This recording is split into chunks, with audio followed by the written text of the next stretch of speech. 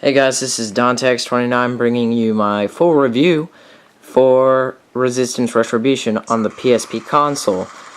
This is a really good game. That's all I have to say to start off with. First I want to talk about the graphics, because that's generally what I talk about first, either that or the single player experience, and I'd like to start off with the graphics this time around.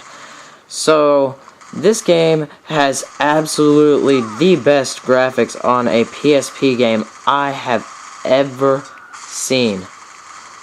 And wow, these are really good graphics. I really admire them. Oh, failed the mission. Now that we've covered the graphics, which I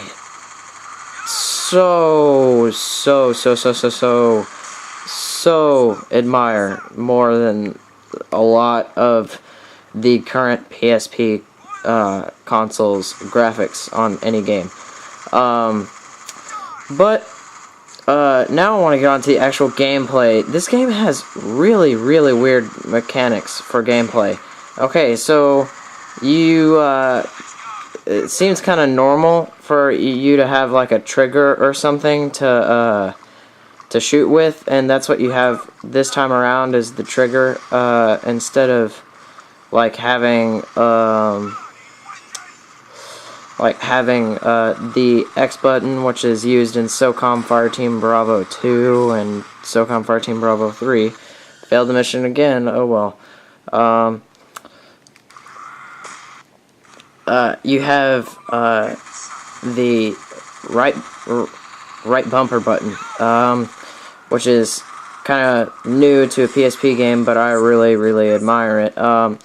And instead of you turning with the thumbstick, because as you can see, I am just walking around with the thumbstick, you actually have to press one of the buttons, such as triangle, X, or circle, or square, in order to turn your character, which is really strange for a PSP game shooter, but it works really well. I really like the control scheme. Next I want to talk about is the single player story. This has a great story, just like any other current Resistance game. The first Resistance had a great story, the second Resistance had a great story, and I'm pretty sure that the third one is going to have a great story. Okay, now I'm just going to go ahead and set the actual PSP down. I'll go to the main menu so you guys can look at my Resistance Retribution theme.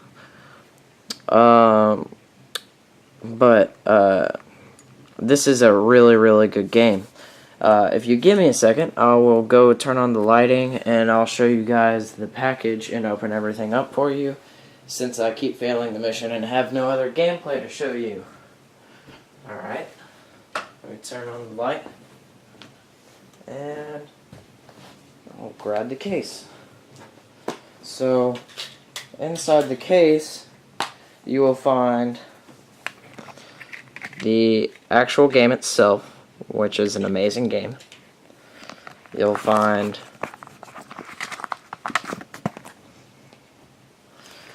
the manual, which looks a lot like James Grayson's files in the game. It's really cool. And then you'll find this kind of PlayStation 3 flyer, which has no purpose, and then there's the Resistance 2 little thing on the back of it. So that's all of the contents in the box. Overall, the game is a really good game. Gorgeous graphics, great gameplay, awesome game mechanics. I have yet to try out the multiplayer, but I will bring you a multiplayer review later on, as I start getting into the infrastructure mode. But this is a really good game. If you have a PSP console, this is a must-have. I'm going to give this a 9.7 out of 10, and the reason being is because there needs to be a little bit more people in the infrastructure and ad hoc modes. See, there is only, it says right there that there's only 2 to 8 players available. SOCOM Fireteam Bravo 2, you can have up to 16, so I would have liked to seen that. But that is the sole reason I am minusing the 0.3 points. So 9.7, if you have a PSP, this is a must-have game. Go get it. Just do me another favor. Woo! Yep. Alright, well, I'll see you guys in my next review, which will actually be Star Wars Battlefront 2 for the PSP. Weird accent, I know. Oh well. Well, see you guys in my next review. Alright.